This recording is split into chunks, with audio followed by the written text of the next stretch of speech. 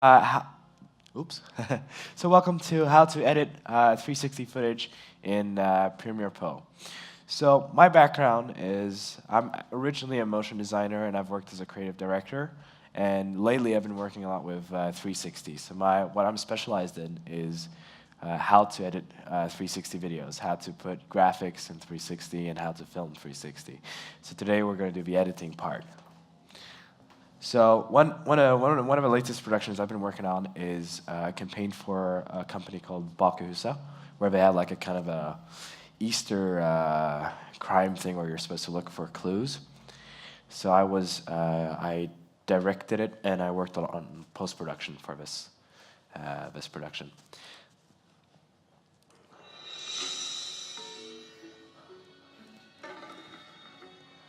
So I'm just going to skip ahead just so I can get a feel as to what this video is.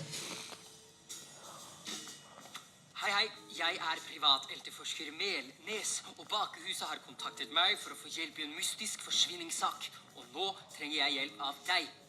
Noen har nemlig stjålet Bakehusets store stolthet, den gyllene. Jeg har beordret også at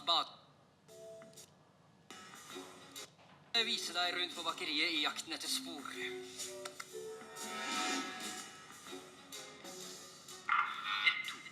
Hallo? Dette elteson. Her blandes og eltes alle ingrediensene til fine og grove brød, julekaker og boller.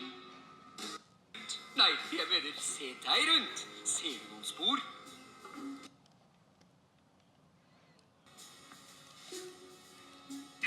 Da vi i konditoriet, hvor det bakes kaker av alle slag.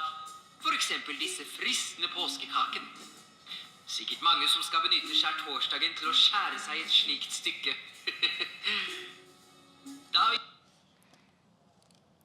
Right, so that was a very short introduction as to the Bakehuset video, and you can check it out on Facebook later if you wanna. So let me just take this off. So what we're going to do today is we're going to edit a 360 video of The Gathering.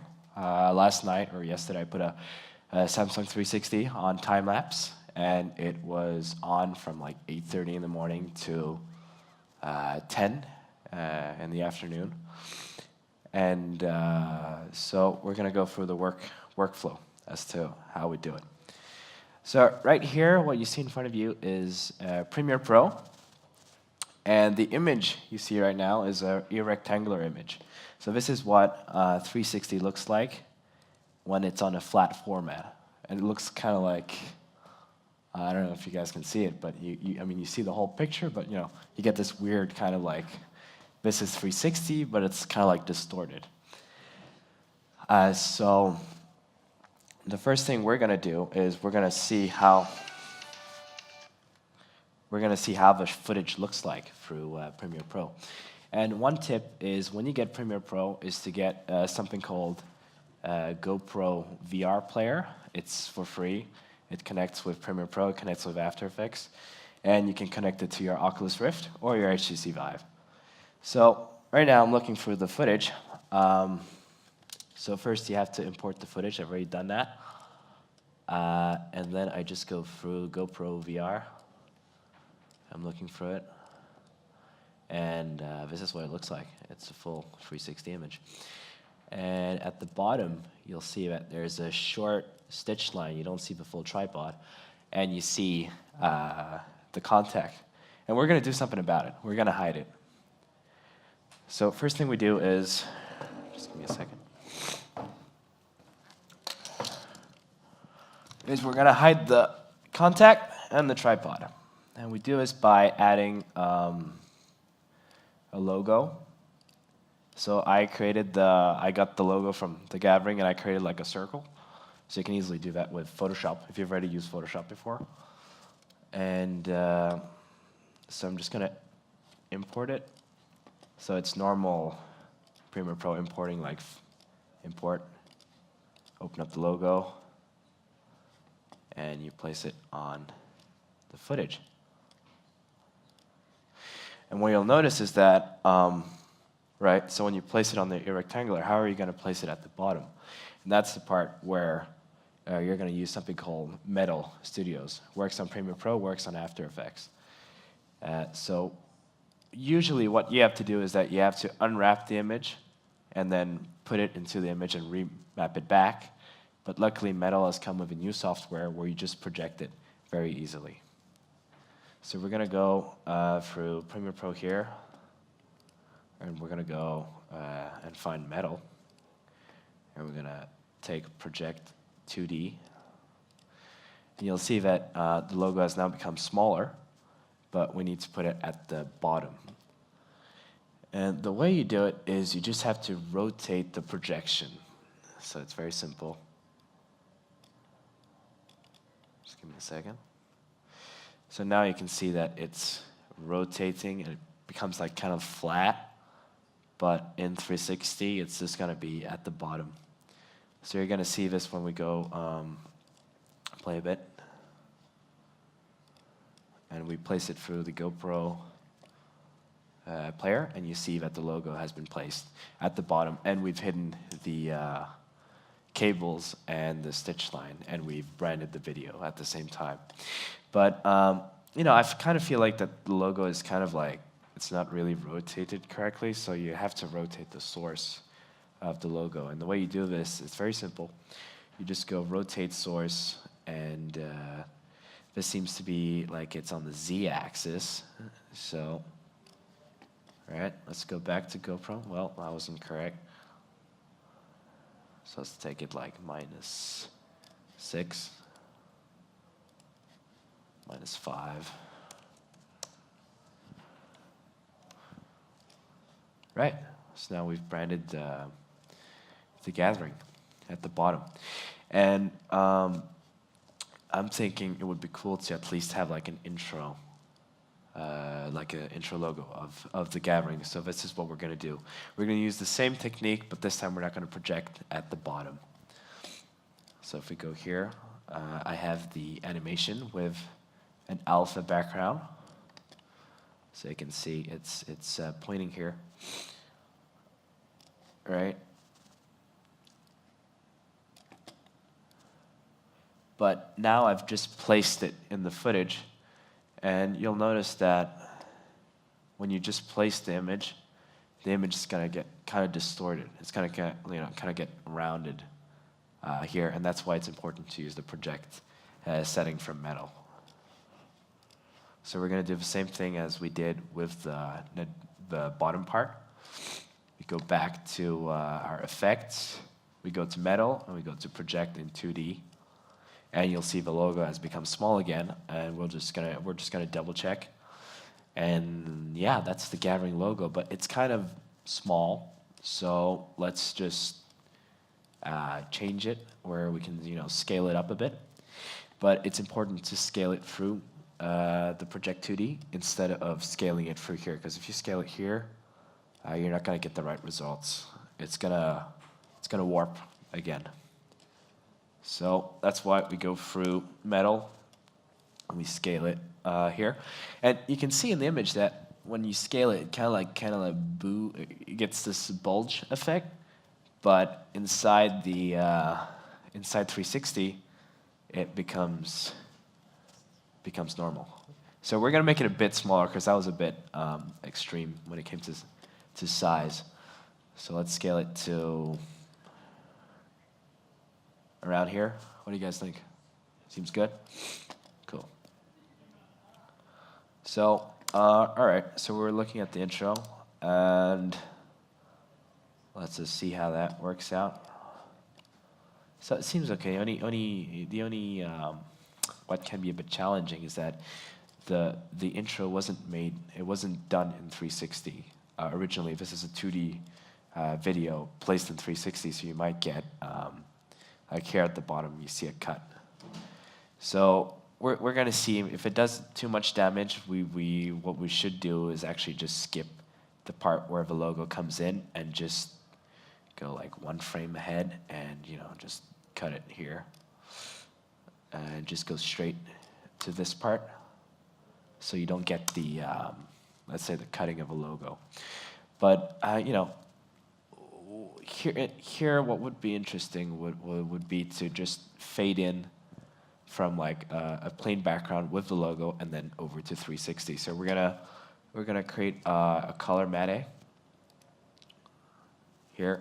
That's like a solid if you use After Effects. Let's pick white. So I'm just going to place this over here. So now we get this kind of like clean gathering kind of logo. So I'm just going to work with the opacity a bit. So okay, the logo comes in, and we go over to here. Let's go like a bit ahead. Just fade. Cool. So now we have, we've branded the video. So I'm just going to fade it out.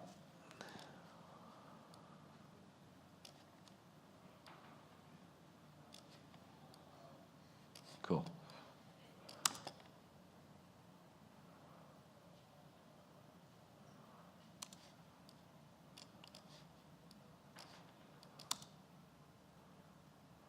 Nice. So this is the video. But with 360, what's a bit challenging is that it can get kind of blurry sometimes. You get like this kind of like mobile kind of feeling. Because a lot of people use GoPros, and like right now we're using the Samsung 360, which is a consumer grade camera. And yeah, footage gets blurry, and you know, since it's 360, we're shooting in 4K. But when you place it on YouTube or Facebook, the view you're seeing is not full HD.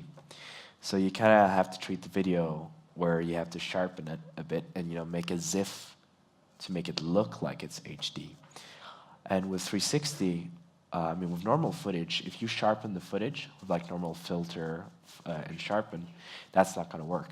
Because the image is going to wrap back and the effect is going to wrap back. So at the bottom and the top, the sharpening effect is going to be messed up. So that's why you have to use another tool called Metal Post Effects, which we have here. So we go to Effects, and we're going to go for Sharpen. All right, let's go check out the footage before we do anything. So this is what the footage looks like right now. So I'm just going to move this a bit so we get the logo where we need it. Cool. Right, so this is the footage. So let's just sharpen it a bit using metal. So here is the sharpener. I'm going to move it to, let's try 10, you know, not try to get it to see what happens. All right, let's just increase it even more just to see if we get an effect.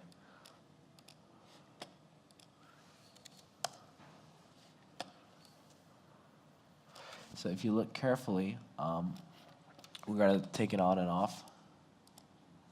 You can notice it on the right side. I don't know if you see my mouse here, like this part here. When I press the effect, you're going to see that that part is sharper. But you can sharpen it, but just be a bit careful that, you know, if you sharpen it too much, you might get like noise in the footage. But this is like the only way to do it. Normal way of sharpening does not work. You have to use metal. So now we've sharpened the footage. So let's just go through it and see what we can do.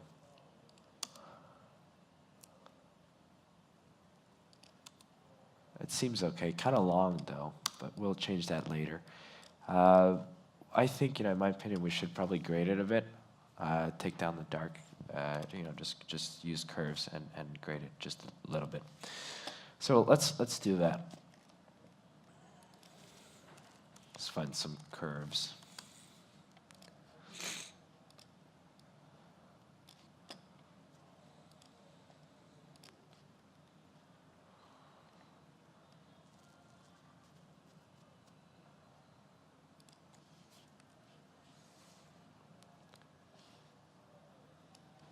So we're going to use some luma curves and adjust the lighting a bit. Great. So, you know, it kind of increases the contrast a bit, and because the footage is kind of gloomy. So, I mean, that should do a lot of help. It makes it more crispier, kind of, when you take it down. Right?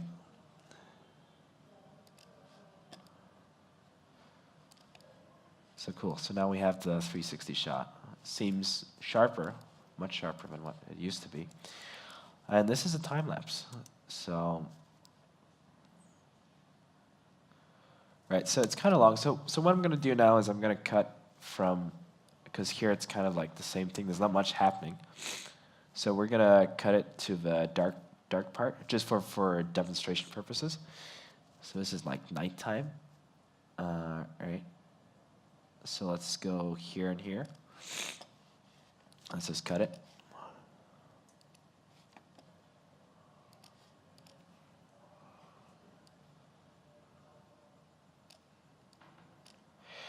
Right, and so here's like just an abrupt cut. And you know, in 360, it's a bit different from normal footage in the sense as to how you cut. If we had like different clips, the minimal time that you should cut is 12 seconds, while as normal footage you would cut every 3 seconds, approximately. 360, every 12 seconds. That's the minimum. So right now, because you know it was kind of abrupt, let's just put some crossfades just to see what kind of effect we're gonna get.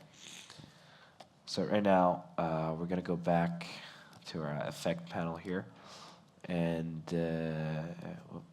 sorry, we go to video transitions, and normal transitions won't really work because they're not made for 360. So you'll have to use Metal 360 VR crossfades. So here you have different ones. The one I used for Bakkehuset, that was something called Mobius Zoom. And the reason why we used Mobius Zoom was because most of the shots were static, and we kind of wanted them to be more dynamic, as if we were moving the camera. So that's why we use Mobius Zoom. So we're just gonna check out how this turns out. It might kind of look, yeah. So let's check it out with GoPro here.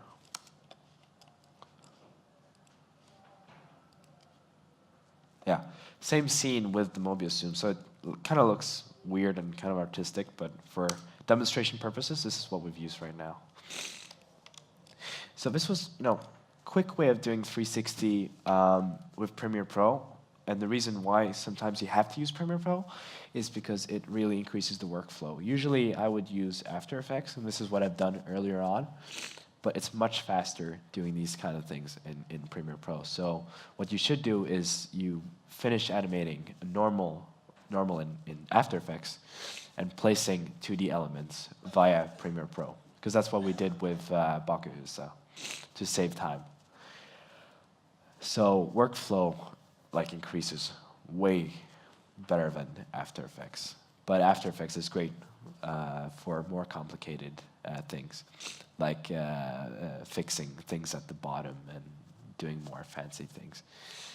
So that was really quick introduction as to how you use Premiere Pro. So I'm open up for questions about how to shoot 360, why after Premiere Pro, whatever.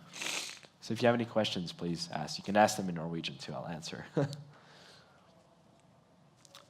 have any questions? Yeah. When you choose font sizes and text, do you think about that when you, for example, use a phone? Yes. Phone VR. Do you think about what kind of font? Because some text can get blurry if you use VR. Definitely, definitely. So is that a thing that you think about when like doing concert decisions about what font to use, size and position and such? Definitely. Actually, one thing we sometimes think about is not having too much contrast with the fonts, and that comes with using, like, let's say you have a black background and you're using white text, Because what happens when you're using the Oculus Rift or the HTC Vive, especially the Oculus Rift, you're going to get something called God rays, where on the side it gets like super blurry and white and it becomes kind of like messed up. So yeah, definitely. But when it comes to fonts, we try to use not serif fonts, but normal non-serif fonts, because it's easier to read, especially when it comes to screen. Definitely, yeah. Good question. You have a question? Yeah. Is the metal plugin free? Oh no, unfortunately it's not free. It costs money. I wouldn't suppose it was free. No, Metal. They've really focused on working with 360, and it's one of like the industry standards in 360 right now. It's not free, but you also have different alternatives like Kara, but that's for Nuke. So that's more hardcore visual effects. But Metal is for After Effects, Premiere Pro, usually. But you can also use something called, I'll show you real quick.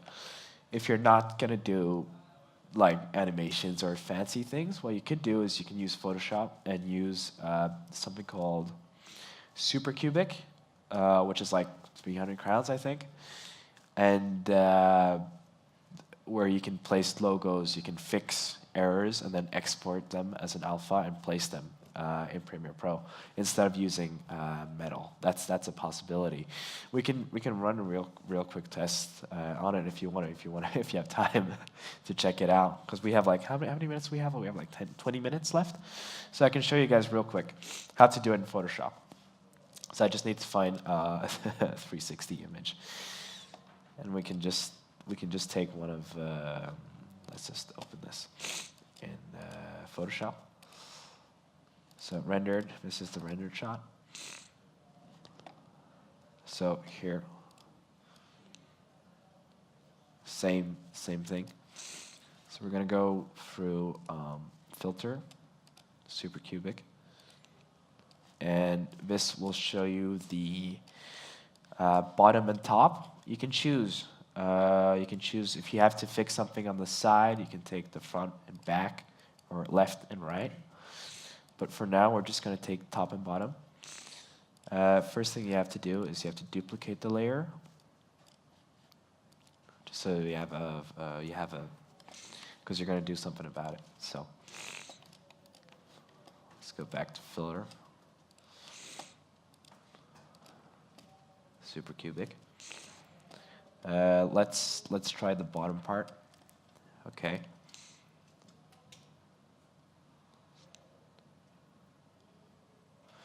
Cool. So now you have it like it kind of unwrapped it, but just like the bottom and the top part. And you can choose the view angle too, but right now I just took a big view angle just to see what's going on. So if I want to fix up, let's say I want to remove the power cords here, I just go here, just use the normal heel brush. I'm not going to be super precise because I'm just doing it for demonstration purposes, but you'll get an impression.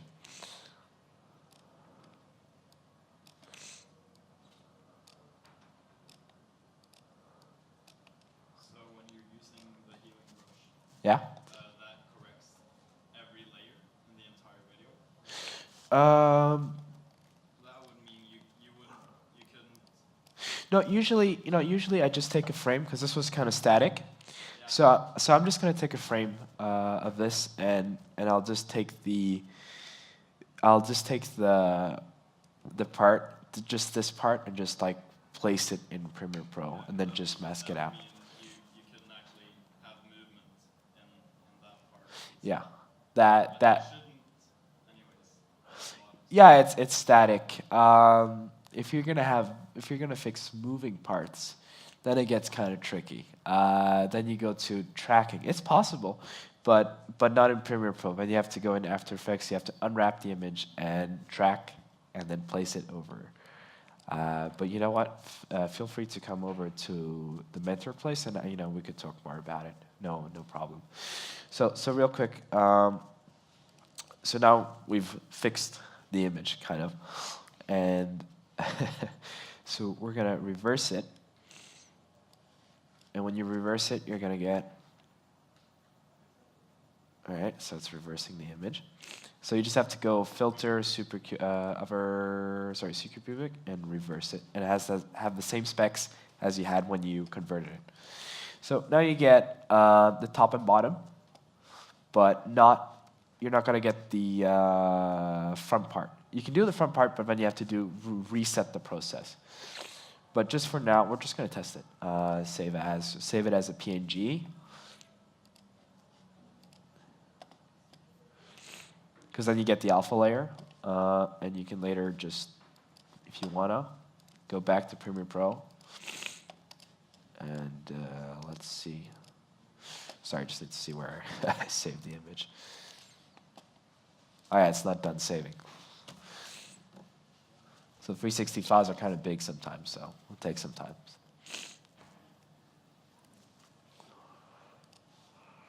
Great, so here's the image.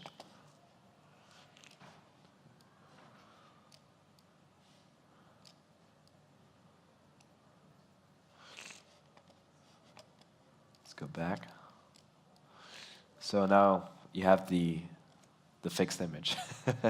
so you don't need to use Metal to go through this. You can do this through Photoshop. But if you notice very carefully that we did change the grading settings on the other footage. So you see there's like a square. Yeah.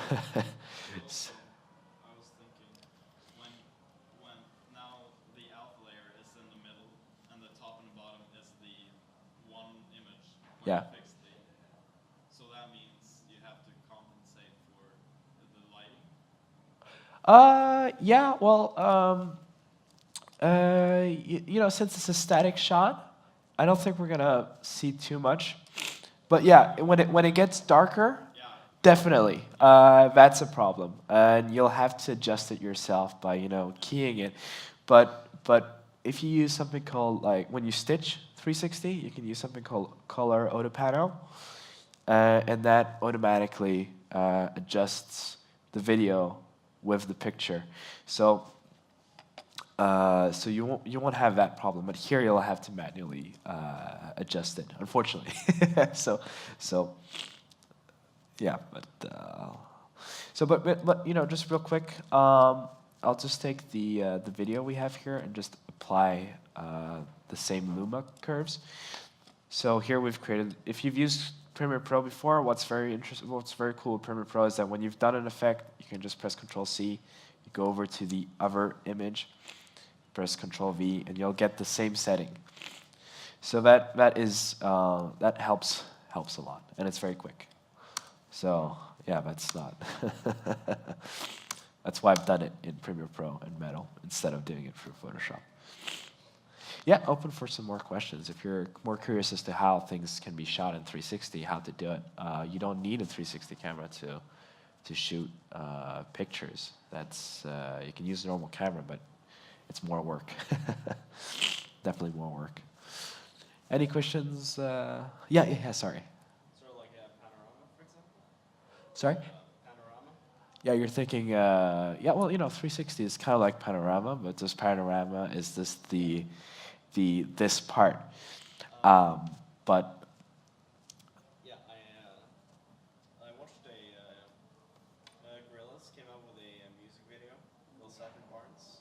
yeah. Where the normal video, there's a shot and it shows everything, but they also have a 360 video where you can see everything around you. And the first part is he's sitting at a desk looking at a tablet that's looking at the music video. And when you get into the house part, you can look around. So they're using software to just stitch a 3D. It's a 3D space that they've modeled, and then they animate all of the things and add them on top of the layers. Is there any kind of software is there any specific software they use to film the 360, or is it, yeah? Oh yeah, that's very interesting. Yeah, actually, if you get Metal for After Effects, what you can do is you can film someone in front of a green screen, and you can put the person inside the 360 shot because you can project in 2D. And then through After Effects and Metal, you can use, let's say, Element 3D, and you have yourself a 3D scene in 360. I actually did an example where I can show you. We have some internet, right? I think we have internet. Hold on, if I just skip this.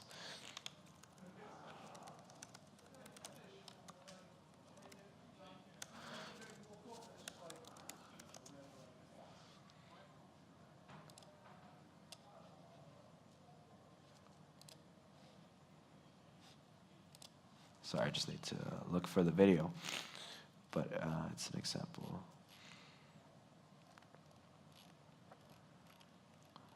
All right. So this was a film we did at like a miniature train park in Norway. I think it was in Asker. And if I'm just gonna skip towards one of the. We have one scene where the camera's on a train. And the problem is that this track is so small that most cameras didn't fit. The only camera that fit was the Samsung Gear, and even the Samsung Gear had problems because you got major stitch errors because things are so close. So the way we solved it here was, all right, I'm just gonna. Sorry, the internet's a bit slow. So this is from one of the trains. But there were some stitch errors in the front, and there were stitch errors in the back. So what we did was that we created an artificial train using Cinema 4D. And what we did, and the way we did it was that we went into After Effects, and we imported Metal's camera rig into Cinema 4D and just exported like the 6. So you export front, top, back, right, left. It's a cube actually, and then you place it back together. So to your question, this is how you can use 3D scenes with 360 video, or you can just use 3D scenes with normal 2D videos that weren't shot in 360. You just need to wrap it the correct way, and you can do this using Metal Skybox. Metal as a software. Any more questions? I just think that was really cool with the artificial lighting. Thank you. Thank you, thank you. This was, what's cool with 360 is that 360 has been used for a very long time, but not for 360's sake. It's been used for reflections and lighting in 3D scenes. So when you place like a 3D object, if you watch movies, you'll see like a spaceship inside one scene. And what you need to do is you have to have a 360 image that's HDRI. That's a 360 image with different exposures put together.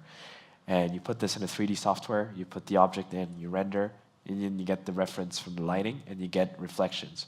So this has been used for a long time. So when I'm working with this train, it's at least easier for me to place the train inside the scene because I already have a 360 image where I can get light reference and I can get correct reflections from it. So I'm open for some more questions. I think I have like 5 minutes left or something. So I know a lot of questions because Premiere Pro is quick. So. Yeah. When you did the time lapse, how often did it take a picture? I think it took a picture every second. I think maybe 5 seconds. I'm assuming 1 second. And the playback was actually kind of slow, so I had to speed up the video. So the actual footage has been sped up to 2,000 right now. So, but I'm thinking of speeding it even more to create. What's the file size for the whole? What was it? 8. Let's check it out. Let's see. I think just the shots from the gear. Let's see. Just that was. at least 12 gigs, approximately, but that was just for these shots. These shots weren't stitched. So this is actually very interesting. The Samsung puts one footage with one lens back, one lens in front, and yeah, this is how this works. So rendered, yeah. So this is the final one. Let's see, 360. I'm sorry, I don't I don't remember, but it's around 12 gigs, directly from the camera, 12 gigs. So it wasn't, it wasn't too bad. But this wasn't, it wasn't film. It was just pictures, just taking pictures, created into a film. Yeah, time lapse. Time lapse. More questions from you guys up there? I mean, I'm open for all types of questions, like business-wise. What's the future of 360? Where to use 360? And yeah, editing's just a small part of it.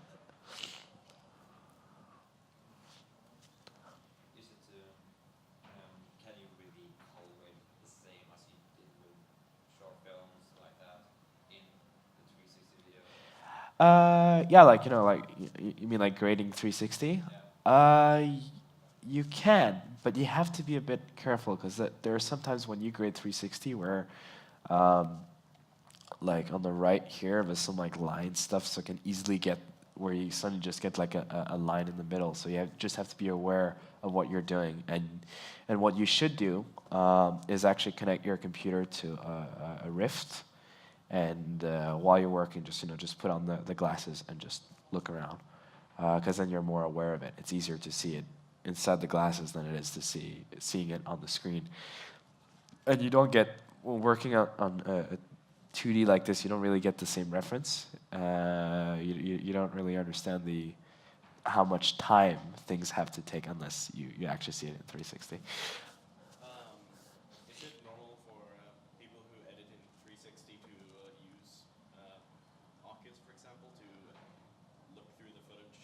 Yeah. Is that Yeah. a general rule? It's not necessarily a rule. I mean, just having this one on is a big plus, because it depends what you're gonna. If it's primarily gonna be on Oculus, if this is something that's gonna be launched on Oculus Video, or if you're gonna have a stand where the Oculus is going to be used, definitely you have to use the Oculus to see, because you act slightly differently with glasses and on a computer. But it's a plus to use it. You should use it, but it's not a must. Not a must. Yeah. Feel free to ask more questions. I mean, we can round it up now, or we can, we always have like 5 minutes. I know you have a lot of good questions, so I mean, just ask them. Keep them coming.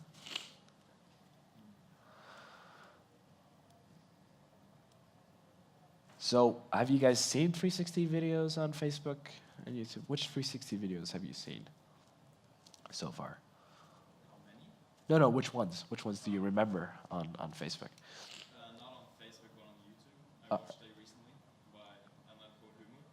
Yeah. They use there's a setting in a classroom with the two parents, and you're the girl. Yeah. Have you seen it? Yeah. I know the guy. I Yeah. use it because surprisingly enough, I didn't look behind myself to check when the other guy was walking behind and sniffing my hair.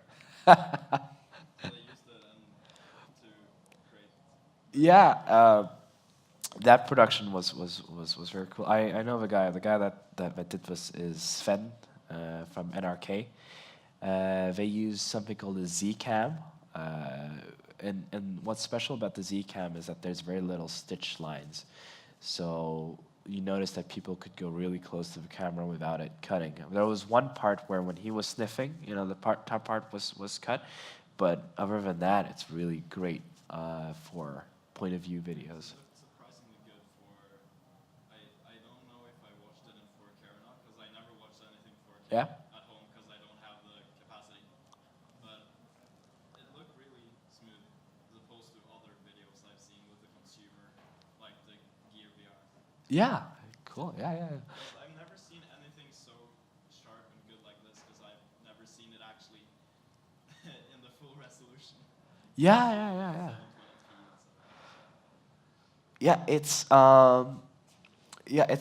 know, it's just you know, Bacchus, for example. That shot was not done with you know, I'm gonna go on YouTube, see if I can get the because on YouTube you can get much higher resolution than Facebook, so it's much clearer. But right, if I go, just give me a second. Eltekroken.no. Oh.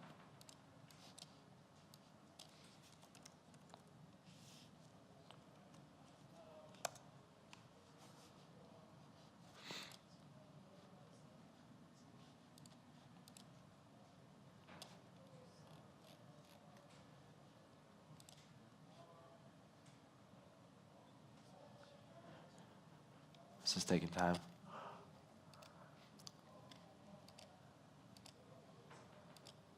Let's go for 4K. Hei, hei.